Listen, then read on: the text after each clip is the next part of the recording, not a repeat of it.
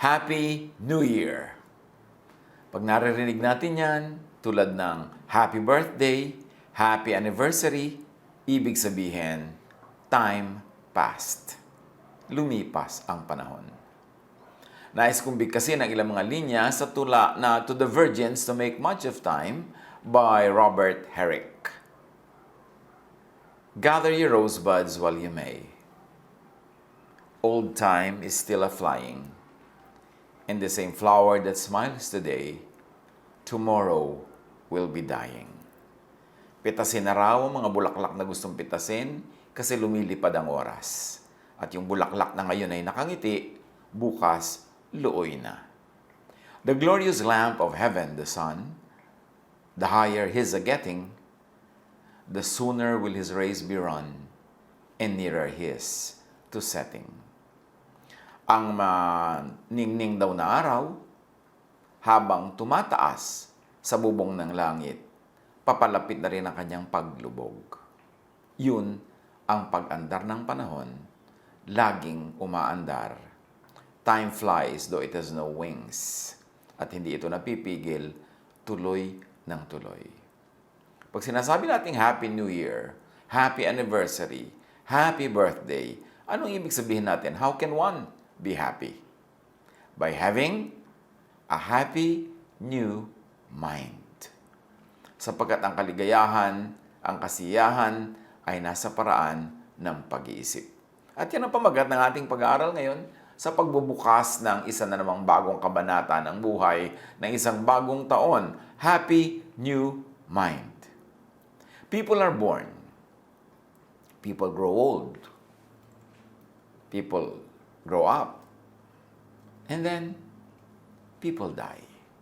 Yan ang katotohanan ng buhay na hindi naman napalitan mula noon hanggang ngayon. The older you grow, the more people you know die. The more funerals you attend. Kaya nalalaman mong medyo nagkakaedad ka na, padami ng padami sa mga dati mo ng contemporaries o kilala, ang nag-iisa-isa nang umuuwi sa Diyos. At parami ng parami ang mga pagdalo mo ng mga libing at kung ano-anong mga lamay at kung ano-anong mga memorial services. Sa buhay kasi sa una, kayo ang grade 1. Yung batch mo, paggising ng yung isip, grade 1 ka, may mga lolo at lola, tatay at nanay, may mga uncle at auntie.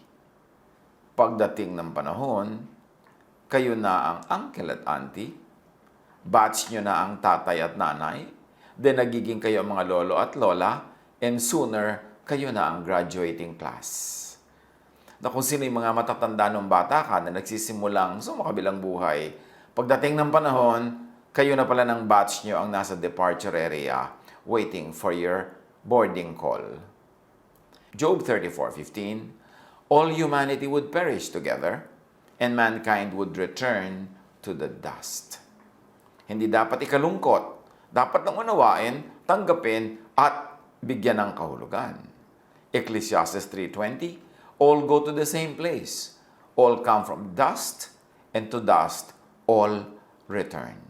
Walang exemption. Kaya ikaw ay pharaoh ng Egypt, emperor ng Rome, o datu ka ng barangay, pare-pareho lang. Ecclesiastes 3:2, there's a time to be born, and a time to die. It's a fact of life.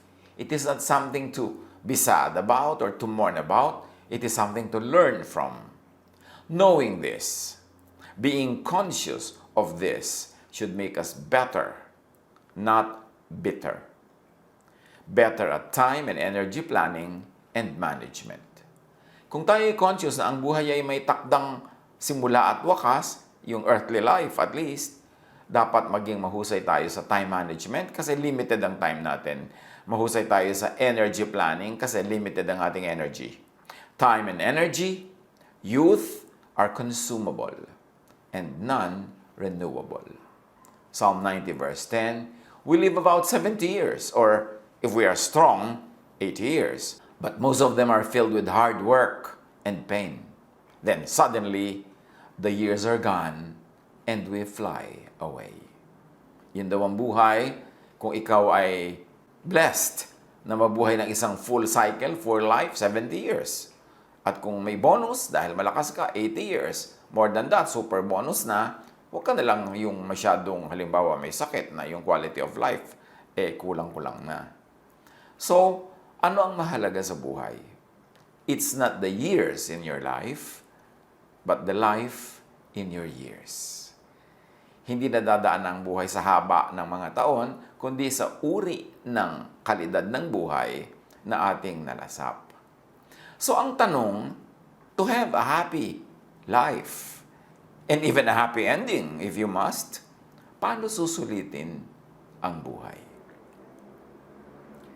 Paano magiging maximum ang ating paglasap ng blessing sa buhay? As we always say, minimize pain. Don't spiritualize or glamorize pain. Huwag mag-volunteer to be going through pain. Huwag maghanap ng pain sa buhay. Huwag din itong ipataw sa iba kung hindi kailangan. Huwag laging hanapin at daanan ang pagdurusa. Minimize it. Kayo na ang bahala mag-isip kung paano nyo i-minimize ang pain. Halimbawa, may hinihigang kayo na ang mga spring ng kama nyo tusok-tusok, nakatusok sa likod yung magdamag. How do you minimize pain? Either magpalit ka ng kutsyon, o maglagay ka ng mas makapal na sapin, o kung ano man gagawa ka ng paraan, but you minimize pain. Don't suffer needlessly. Pag naiiwasan ang pain, iwasan. Pag nababawasan, bawasan. Ano man yon? Pain sa body, pain sa spirit, pain sa emotion, pain sa relationships. Maximize pleasure. Don't demonize pleasure tulad ng ginagawa ng maraming relihiyoso. God gave us all the nerve endings in the correct places so that those nerves will be tickled, titillated, and satisfied. God ang nagbigay ng ating body, God ang nag-design ng ating systems, kaya makikita natin we were designed for pleasure because God likes us to enjoy the life that He gifts us with. And then, of course, do the most good. Yan ang gagawin natin sa buhay. Minimize pain, maximize pleasure, do the most good. Balikan natin yung minimize pain. Para sulit ang buhay. Ecclesiastes 2:22-23. What do people get from all the toil and anxious striving with which they labor under the sun? All their days, their work is grief and pain. Even at night, their minds do not rest. This too is meaningless. May mga tao, hindi lang sila aware, hindi sila conscious, but they maximize pain, not minimize. Matutulog na lang sila, makikipag-away pa kung kanino through the phone or the internet. Di may baon-baon silang pain sa paghiga. May holiday, may magandang season to be happy, doon pa makikipagkala sa boyfriend o girlfriend, doon pa makikipagkasira sa asawa, doon pa makikipag-away kung kanino, di na-maximize yung pain imbes na minimize. Meron na ngang sakit, may kalungkutan na nga, makikipag-away pa, mga away pa, na ma-maximize yung pain kasi dumadami ang mga nahihirapan at nasasaktan. Minimize pain in your life. Kayo na mag-isip kung paano. Huwag ninyong laging hanapin, laging i-idolize, i-idealize ang pagdurusa. And then, of course, as we said, maximize pleasure. Proverbs 10:22, the blessing of the Lord brings wealth without painful toil for it. So, kita nyo, ang gusto ng Lord talaga, mabless tayo with wealth without much pain. If possible, in a painless way. Yun ang kalooban niya para sa atin. So, maximize your pleasure. Pag may ibinibigay sa yung pleasure ang Diyos, huwag kang mag-guilty. Enjoyin mo. Learn how to share, but then enjoy your part of it. Psalm 16:11, you make known to me the path of life. You will fill me with joy in your presence. Ganun ang Diyos. Mabait. With eternal pleasures at your right hand. Dagdag pa ng Psalm. Ecclesiastes 2:10, I denied myself nothing my eyes desired, sabi ni Solomon. I refused my heart no pleasure. My heart took delight in all my labor, and this was the reward for all my toil. So basta pinaghirapan mo, deserve mo, hindi mo ninakaw, hindi mo inagaw, enjoy whatever life gives you. Yet many religious people demonize Solomon and even His wisdom. Kasi ang gusto nila, suffering and pain, ginaglamorize nila, may premyo ka sa langit pag nagdusa ka, sa langit ka na mag-enjoy, huwag dito sa lupa. Kung ayaw ng Diyos na mag-enjoy ka sa lupa, bakit ka niya binigyan ng mga nerves and nerve endings for pleasure? Intent ng Diyos na magkaroon ka ng pleasure. Obvious na obvious yan sa design of the human body. And don't forget ang sinabi natin, how do you maximize life? Do the most good. All the good that you do is a thank you note to God. And also, it is another investment for other things that are coming our way because we plant good, therefore, we will harvest good. Psalm 34:14, turn from evil and do good. Seek peace and pursue it. And Galatians 6:9, let us not become weary in doing good, for at the proper time, we will reap a harvest if we do not give up. Gumawa ng mabuti para umani ng mabuti. At huwag mag-guilty na pag gumagawa ka ng mabuti, meron ka ring iniisip na aani ka. Kaya ka nga nagtatanim para umani. Hindi ka dapat mag-guilty for that. Natural lang yun. So, huwag magsawa sa paggawa ng mabuti dahil ang lahat ng ginagawa nating mabuti, babalik din sa atin. At kung hindi man bumalik, nakagawa tayo ng mabuti dahil na-advance na yung buti na ibinigay ng Diyos. Doon tayo kumuha ng lakas para gumawa ng mabuti. So, pasulitin ang buhay.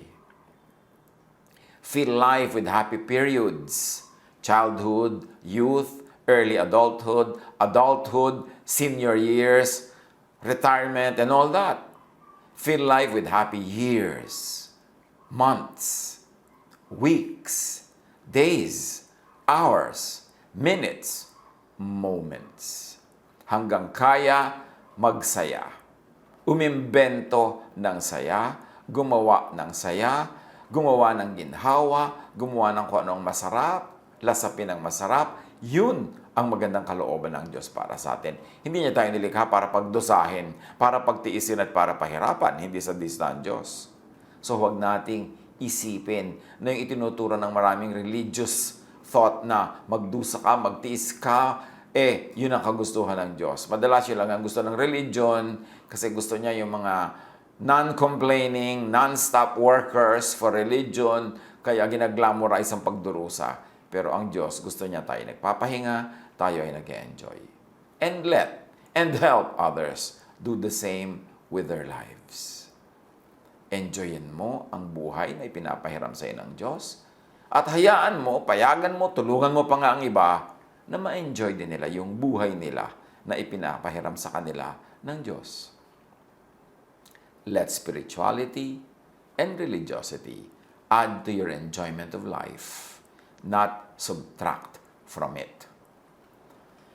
Huwag nating hayaan na ang ating pagiging relihiyoso ang magtanggal ng ligaya, ng sarap ng buhay. Dapat nga yung ating religious belief, yung ating spirituality, ang lalong maghanda sa ating puso at isip para tumanggap ng mga pagpapala ng Diyos, para ito'y makita, ma-appreciate at ma-share pa sa iba.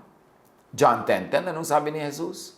The thief comes only to steal and kill and destroy. I have come that they may have life and have it to the full. Nakita niyo ang intention ni Jesus para sa atin? Sabi niya, ang magnanakaw, at hindi ako yon ha, sino ba yung magnanakaw mamaya? Tangkain natin kilalanin. Ang magnanakaw, walang ginawa yan, kundi magnakaw, pumatay at manira. Sabi niya, kaya ako dumating para magbigay ng buhay. Buhay na punong-puno, makulay, masaya, puno ng musika, puno ng pag-ibig. Yung John 10:10 na yan, sino yung the thief? Let's read it. At least for our purposes now. The thief is Pharisaic religiosity. Misguided spirituality kasi yan ang nagnanakaw sa tao ng pleasure, ng ligaya at nag-glamorize ng pain and suffering. So the thief could be Pharisaic religiosity, yung type of brand of religiosity ng mga Pharisees, misguided spirituality, always demonizing pleasure and glorifying pain. So the thief comes only to steal and kill and destroy. I have come that they may have life and have it to the full. At meron tayong strong basis for thinking na yung thief referred to by Jesus are the Pharisees. Religiosity, legalism, kasi yun ang lagi niyang tinuligsa nung siya ay nandito sa lupa at nagtuturo. How to have a happy life? Have a happy mind. Have a happy heart. Because everything comes from the mind and the heart. Ang ating pananaw, ang ating punto de vista, ang pagtingin natin sa mga bagay, pagpapakahulugan natin sa lahat-lahat ng bagay, nagmumula sa ating puso. Make your heart and mind the kingdom of God, the kingdom of heaven. Yung iba naman kasi, lagi ang itinuturo at ipinipilit nila ang kingdom of God, ang kingdom of heaven, na nandun sa pagkalayo-layong kung saan na kailangan puntahan mo yon. Ang daan, mamatay ka muna. Ang daan, magdusa ka. Ang daan, patungo sa kalangitan, sa kaharian ng Diyos, ay puno-puno ng tinik, ng dawag, ng pagdurusa, ng hinagpis. Kaya tinanong si Jesus sa mga Pharisees tungkol dyan sa kingdom of God. Luke 17:20-21. Once, being asked by the Pharisees when the kingdom of God would come, ibig sabihin, kailan darating ang kaharian ng Diyos? So sa kanila, ang kaharian ng Diyos ay isang bagay na darating at a specific time, isang uri ito ng system o lugar na kailangan ay puntahan o kailangan ay ipababa ng Diyos para mapuntahan ng mga tao. So sabi nila, once, on being asked by the Pharisees when the kingdom of God would come, Jesus replied, the coming of the kingdom of God is not something that can be observed. Nor will people say, here it is, or there it is, because the kingdom of God is in your midst, is within you, is in you. Sabi ng mga religious leaders kay Jesus, kailan ba darating ang kaharian ng Diyos? Sabi ni Jesus, aba, kayo naman. Hindi naman o-observe ang pagdating ng kaharian ng Diyos kasi hindi naman ito something. Hindi ito isang object. Hindi ito isang lugar. Hindi ito isang structure. So, hindi mo ma-observe kung dumadating yan o hindi kasi invisible yan to the eyes, to the naked eyes. Sabi niya, hindi mo pwedeng sabihin, nandoon ang kaharian ng Diyos o nandito ang kaharian ng Diyos. Sa amin kayo pumunta dahil kami ang kaharian ng Diyos. Sabi niya, ang kaharian ng Diyos ay nasa inyo.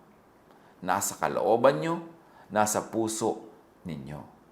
So, kung tutusin sa ating simple illustration, the kingdom of God is in you. It is in your brain. It is in your mind. It is in your heart. It is in your feelings. It is in your thoughts. Pag ang Diyos na ipinakilala ni Jesus, hindi yung mga ipinapakilala ng Pharisees, ha? Kaya nga ipinadala si Jesus para ituwid yung maling pagpapakilala ng mga Pharisees tungkol sa Diyos. Pag ang Diyos, ang kalooban ng Diyos, ang kapangyarihan ng Diyos, ang pag-ibig ng Diyos, nadala ni Jesus, ay naghari sa ating isip, pag-iisip, paraan ng pag-iisip. At naghari sa ating puso to the point that we are affected emotionally, that our feelings and emotions are godly. Yun ang pagdating ng kaharian ng Diyos. Na ang kaharian ay hindi isang lugar, hindi isang structure, hindi isang religion, kundi a state of mind, a state of heart, where the will of God happens, blossoms, and bear fruits. So know, develop, enrich the kingdom of heaven in you. The kingdom of heaven in your heart and mind. The kingdom of God in your thought and feelings. So kung ang Diyos ang nag-aahari sa iyong isip at damdamin, you have the kingdom of God na tinutukoy ni Jesus. At sa sinabi niyang, gather for yourselves treasures in heaven, anong kahulugan nun? Again, ang pakahulugan ng maraming mga religious teachings, magdusa ka. Treasure yan in heaven. Doon ka mag-withdraw. Lahat ng pera mo, ihulog mo sa basket. At yan ay heaven ang pinaglalagyan mo ng pera mo. Then, babawi ka pagdating mo sa langit. Magtiis ka, maghirap, mag-sacrifice, magpakamartir para ka makapag-deposit ng kayamanan sa langit. Yun ang pakahulugan ng napakaraming religious teachings. Pero anong kahulugan ni Jesus dyan? Sabi niya sa Matthew 6:19-21, do not store up for yourselves treasures on earth, where moths and vermin destroy, and where thieves break in and steal. But store up for yourselves treasures in heaven, where moths and vermin do not destroy, and where thieves do not break in and steal. For where your treasure is, there your heart will be also. ang pakahulugan ng traditional religion dun sa treasures on earth, huwag ka daw magpayaman dito sa lupa, ibig sabihin, huwag ka mag-enjoy ng mga material things, huwag ka mag-enjoy ng mga material conveniences and comforts and pleasures, kundi ang lahat ng resources mo, lahat ng lakas mo, i-invest mo into heaven, meaning into religion. Ilagay mo daw lahat ng iyong time, treasure, and talent sa religion. Ilagay mo sa loob ng kung anumang religion yan. At yun ang kinoconsider nilang gathering up treasures in heaven. Pero, ano ba talaga yan? Sabi ni Jesus, do not store up for yourselves treasures on earth. Meaning, in the physical and material world, or in the world outside of you, where moths and vermin destroy, and where thieves break in and steal. So this can mean also material things. Na huwag mong ilagay lahat ang resources mo into material things, mga alahas, mga bahay, mga ganyan. Kasi pwede yung manakaw sa iyo, pwede yung mawala. Kasi nasa labas yan ang katawan mo, pwede yung maagaw ng iba. But store up for yourselves treasures in heaven. And if heaven is your mind or your heart, it means store up treasures for yourselves in your heart and mind, in your feelings and thought, in your spirit, inside you, where moths and vermin do not destroy, and where thieves do not break in and steal. For where your treasure is, there your heart will be also. In so many words, gather for yourselves treasures in heaven, meaning in your mind, in your thought, in your heart and feelings. Gather for yourselves treasures of thoughts and feelings that are heavenly, restful, peaceful, happy, contented, thankful, loving, forgiving, and accepting.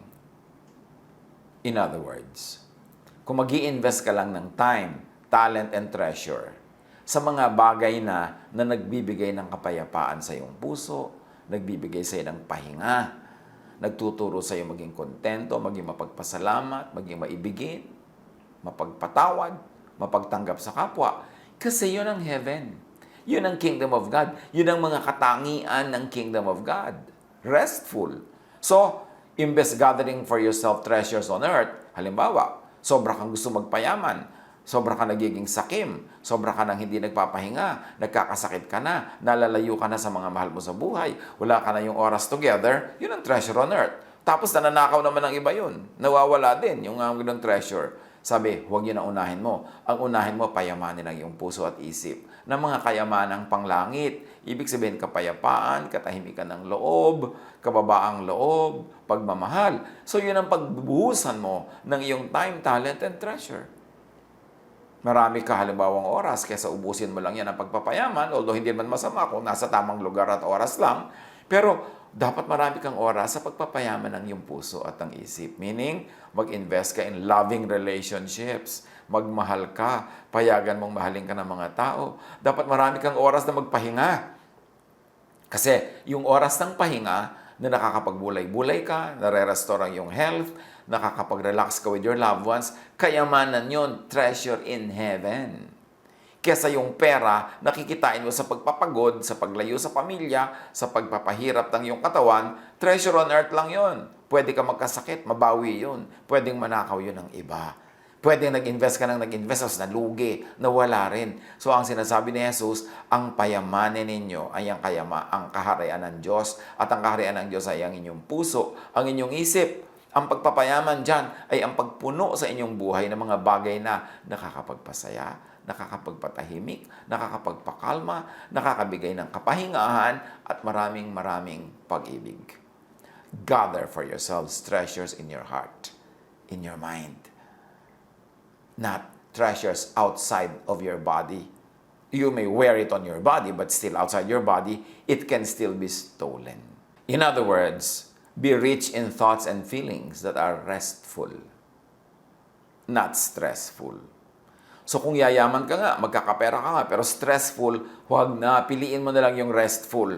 Kasi mayaman at mahirap, namamatay din. Hindi naman laging mas mahaba ang buhay ng mayaman. Pero kung namatay ka na agad, tapos yung buhay mo puro stress, kulang sa rest, di ba lugi ka? Matthew 11:28-30, signature mission ni Jesus and ministry. Come to me, all of you who are weary and burdened, and I will give you rest. Take my yoke upon you and learn from me. For I am gentle and humble in heart, and you will find rest for your souls. For my yoke is easy, and my burden is light. This is Jesusness. This is salvation. Salvation from the world. Salvation from stress, from anger. Salvation from strife. Salvation from war and warfare with many people. From competition. Salvation from a very, very hard and stressful life. See how Jesus emphasizes rest? At magiging restful ka lang kung hindi ka greedy. Kung hindi ka magpapadaya sa mundo na gusto mong puro kayamanan na pang material lamang, to the point na nagdurusa ka na ang iyong katawan, ang iyong kalusugan, ang iyong emosyon. Is it worth it? Marami kong minsan nagtatanong sa akin, Tito, ang ganda po ng trabaho ko, ang laki ng sweldo, pero maloloka na po ako sa stress. O kaya masisiraan na po ako ng ulo sa intriga, sa dami ng gulo. Ano pong gagawin ko? Anong gagawin mo? Di umalis ka sa trabaho na yan, aanin mo yung dami-daming pera, stress ka naman. Ang mahalaga, kumikita ka lang enough para mabuhay ka ng tahimik, ng may konti man lang kahit konting kasaganaan, ginhawa. Pero yung ang dami-dami mong perang nadadagdag sa kita mo, pero ang bayad naman, yung nasisira ang iyong puso, nasisira ang iyong kalusugan, nasisira ang relationship mo sa mga workmates, sa competition, and even with family, it's not worth it. Ang payamanin mo is the kingdom of God in you, your heart and your mind. Not your pocket. Kasi pinayaman mo yung pocket mo, napipila siya, nadudukutan, nawawala yung laman yan. Pero yung nasa loob ng puso mo, sinong pwedeng numakaw nun? Yun ang kingdom of God. Be rich in thoughts and feelings that are peaceful. John 16:33, I have told you these things, so that in me you may have peace. In this world you will have trouble, but take heart. I have overcome the world. How did Jesus overcome the world? The law condemns, but the love of Jesus overcomes the law. Jesusness saves and gives peace. Jesusness does not save only from hell. Jesusness also saves from a religion that makes your life like hell.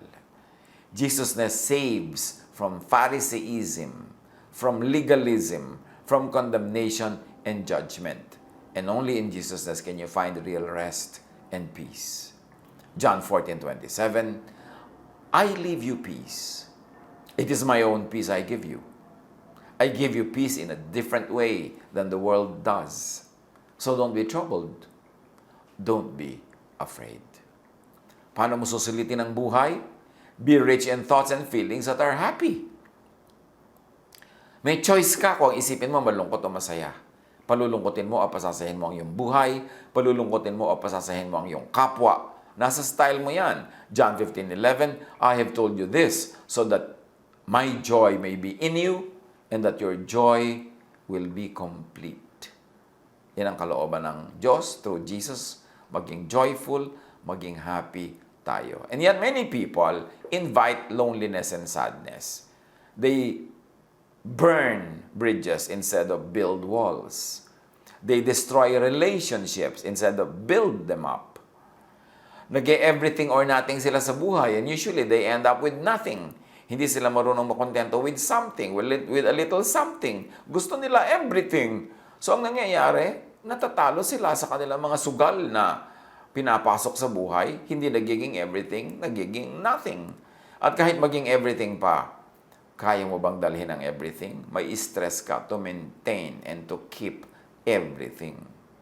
So, godliness with contentment is a great gain. Be rich in thoughts and feelings that are contented. 1 Timothy 6:6, godliness with contentment is a great gain.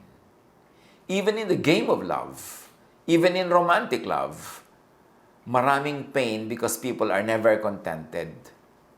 May pagmamahal na sila ng asawa nila, gusto nila agawin pa yung pagmamahal ng asawa nila para doon sa magulang, para doon sa kapatid, para doon sa anak, para doon sa sports o hobby. Gusto nila Sa kanila lang umikot ang mundo ng minamahal nila. Solohin nila, maging kanila ang lahat.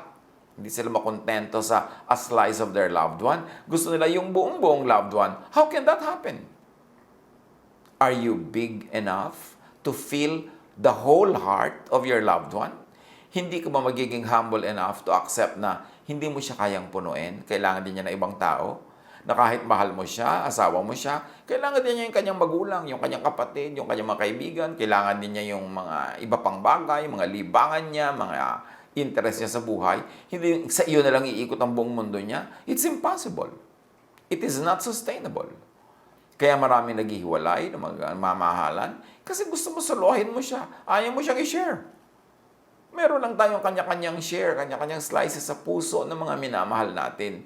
Kasi malaki ang puso ng tao. Maraming kailangan para ito mapuno. Hindi ito kayang punuin ng isa lamang. It's an illusion to think that you can fill the heart of your loved one or your loved one alone can fill you. Kasi pag ginawa mong your loved one alone will fill you, mapapagod siya, ka-fill sa'yo.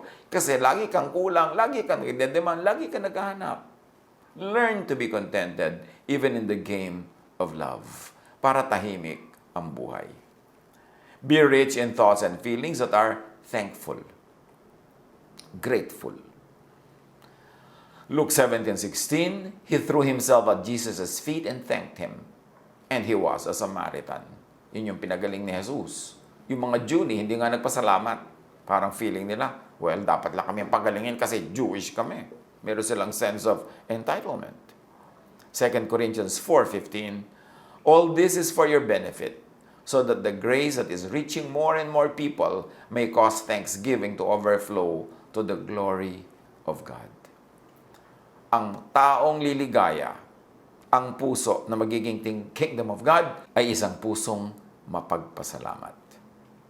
Be rich in thoughts and feelings that are loving, forgiving, accepting. Galatians 5:22, but the fruit of the Spirit is love, joy, peace, forbearance, kindness, goodness, faithfulness. Ito ang idinudulot sa isang puso na pinaghaharian ng Diyos. Sa isang puso na mumunting langit at kalangitan kasi Diyos ang nag-ahari doon. Luke 10:27, he answered, love the Lord your God with all your heart and with all your soul and with all your strength and with all your mind, and love your neighbor as yourself. Ang pag-ibig sa kapwa, ang pagpapatawad, ang walang patakarang pagtanggap, yan ang susi sa isang buhay na malalangit. Yan ang susi para ang ating puso, ang ating isip, ay maging munting langit na pinaghaharian ng Diyos. Romans 15:7, accept one another then, just as Christ accepted you, in order to bring praise to God. You know why many people are sad? Because they reject others rather than accept them. Especially kung nire-reject mo sarili mong magulang, sarili mong anak, sarili mong asawa, sarili mong kapatid, sarili mong kaibigan, kapitbahay kaya, reject ang ginagawa natin, so nagiging hell ang ating puso at ang ating isip imbes maging heaven. Being rich in thoughts and feelings is heaven on earth. Ang tao na mayaman ang kanyang puso, ang kanyang isip, ang kanyang damdamin, sa kapayapaan, sa katahimikan, sa pag-ibig, ay nasa langit. Dahil nasa kanya ang langit. The kingdom of heaven, the kingdom of God is in you, within you, in your midst. Matthew 6:10, ang prayer na itinuro ni Jesus, hindi yung dalin mo po kami sa langit. No. Ang turo niya, ito daw ang ipag-pray natin, your kingdom, O God, come. Your will be done on earth as it is in heaven. So kung natutupad sa puso, sa isip, sa damdamin natin ang kalooban ng Diyos, bumaba na ang kaharian ng Diyos sa atin, nasa atin ang puso at nasa ating isip. Being rich in thoughts and feelings means sulit na panahon. It also means sulit na buhay. Yun ang ibig sabihin na mabuhay. Kaya sikapin natin na taon, taon-taon, buwan-buwan, linggo-linggo, araw-araw, oras-oras, minuto, meron tayo sa ating puso ng rest, ng peace, ng love, ng relaxation, ng happiness, ng enjoyment. Dahil yon ang nagbibigay ng malalangit na buhay sa atin. Umiksi man o humaba ang ating numerical life, ang number of years, it is the quality of our minutes, of our seconds, of our moments that really matter. Ecclesiastes 11:9, you who are young, be happy while you are young, and let your heart give you joy in the days of your youth. Follow the ways of your heart, and whatever your eyes see. So, habang bata ka daw, samantalahin mo yan. Magpakaligaya ka, magpakasaya ka. But know that for all these things, God will bring you into judgment. Ibig sabihin, huwag kang mag-abuso. Huwag mo sirain ang sarili mo, ang buhay ng iba. Basta't mag-enjoy ka lang sa tamang paraan, sa magandang paraan, do it all. It is God's will for you. Huwag ka lang lalampas, huwag kang aabuso, kasi merong consequences pagka ikaw ay lumampas. Ecclesiastes 2:10, sabi ni Solomon, I denied myself nothing my eyes desired. I refused my heart no pleasure. My heart took delight in all my labor, and this was the reward for all my toil. Work, enjoy the fruits of your work, share the fruits of your work. Minimize pain, maximize pleasure, do the most good. How to have a happy new year? How to have new and happy anniversary? How to have a happy new life? Have a happy new mind. Nasa pag-iisip natin ang lahat ng yan. Sabi sa Romans, be changed by the renewing of your mind. Kung laging malungkot ang ating buhay, reviewin nyo, baka malungkot kayo mag-isip. At kung iniisip mo, you attract it into your life. Kung lagi nalang negative, baka negative ka kasi mag-isip. Sa isip, nagmumula ang lahat, at ang isip natin ang magnet na uma-attract kung ano man ang ating iniisip. So watch what you think of, what you think about. And fill life with happy periods, years, months, weeks, days, and hours, minutes, moments. Fill life with happy thoughts, with happy feelings. That is heaven on earth. Ecclesiastes 12:7, your body came from the earth, and when you die, it will return to the earth. But your spirit came from God, and when you die, it will return to Him. So huwag ikatakot ang kamatayan, pagbalik lang yan sa Diyos. Live and pass on without regrets. Minimize pain, maximize pleasure, and in maximizing pleasure, take risks. Don't play it too safe. Hindi naman nakakamatay na sumubok. Kung may konting risk, take the risk. Kasi ang laki ng pwede mong mapanalunan na premyo kesa sa you play it too safe, hindi ka lumabas sa kuweba, buong buhay mo nasa loob ka ng kuweba. Hindi ka nag-enjoy. Kung nadapa, bumangon, nasaktan, pagalingin ang sugat. Ganun talaga. But you have to take risks. Kaya ulitin natin yung mga lines ng To the Virgins to Make Much of Time by Robert Herrick. Gather your rosebuds while you may. Old time is still a-flying, and this same flower that smiles today, tomorrow will be dying. Pitasin mo na ang mga bulaklak na mapipitas mo sapagkat dumaraan ang oras. Itong bulaklak na nakingiti ngayon, tomorrow maluluoy na yan. Kaya pitasin mo na ngayon, amuyin mo na ngayon, simsimin mo na ang bango ngayon pa lang. The glorious lamp of heaven, the sun, the higher he's a-getting, the sooner will his rays be run, and nearer his to setting. Ang araw, habang papaakyat doon sa bubong ng langit, papalapit na rin sa paglubog. So, samantalahin mo ang panahon, kasi lumalakad yung araw, hindi yung titigil, lulubog yun sa oras ng paglubog, dapat may nangyari na sa iyong maghapon. The age is best, which is the first, when youth and blood are warmer, being spent the worst, time still succeed the former. Pinakamabuti daw habang bata ka, gawin mo ang lahat ng kaya mong gawin bilang bata kasi mainit pa ang iyong dugo, malakas pa ang iyong katawan, may gana ka pa. Dahil pag hindi mo yan sinamantala, lilipas din ang iyong kabataan, magiging matanda ka rin, at magtatagumpay ang oras, magwawakas ang iyong buhay, baka naman sa mga paglubog ng araw sa iyong buhay, punong-puno ka ng pagsisisi at mga regret sa mga bagay na hindi mo nagawa. Mas madalas pinagsisisihan yung hindi nagawa kesa sa nagawa. So, do it. Basta alam mo na hindi yan masama. Kahit pa nga kuminsan, may mga unknown pala na nagkaroon ka ng mga damages, nagkaroon ka ng mga wounds. Ganun talaga buhay. Huwag mo lang sadyain na gumawa ng mali. Pero habang maganda ang iyong alam, malinis ang iyong intensyon, do it. Because time is passing you by. Hindi na babalik ang nawalang panahon. Then be not coy, but use your time. And while you may, go merry. For having lost but once your prime, you may forever tarry. So huwag ka daw maging mahiyain. Samantalahin mo ang oras at hanggang kaya mo daw mag-asawa ka. Remember, itong tula na ito ay period poem. Matagal na to. Na nung araw, ang tunay na kaligayahan lang ng tao ay mag-asawa. So ang sinabi, mag-asawa ka. Pero ngayon sa panahon natin, hindi lang dyan nakatali ang buhay sa pag-aasawa. Maraming ibang uri ng kaligayahan. Ang point lang, habang kaya mo, habang bata ka, may lakas ka, may gana ka at sigla, gawin mo na. Dahil pag nawala na daw ang iyong lakas, nawala na ang iyong kabataan, nawala na ang iyong gana, baka magsisi ka hanggang sa wakas. Do the most good.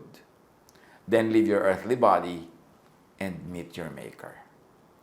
Huwag malungkot na namamatay ang mga tao sa ating paligid. Pinanganak sila, mamamatay sila. Pinanganak tayo, sa kabilang buhay tayo. It's part of life. Ang mahalaga, habang nandito ka sa mundo, pinahiram ka ng oras, pinahiram ka ng time, talent, treasure, pinahiram ka ng kabataan, ng kagandahan, ng kalusugan, pinahiram ka ng gana, pinahiram ka ng energy, gawin mo ang lahat ng pwede magawa. At kung ito'y binabawi na, at pupunta ka na doon sa Diyos, then meet your Maker and move on to the next phase of your never-ending, eternal life. Enjoy your life. Help others enjoy their lives, and then meet your Maker. That's how you make the most out of life. That's how you have a happy new year, a happy new decade, a happy new forever.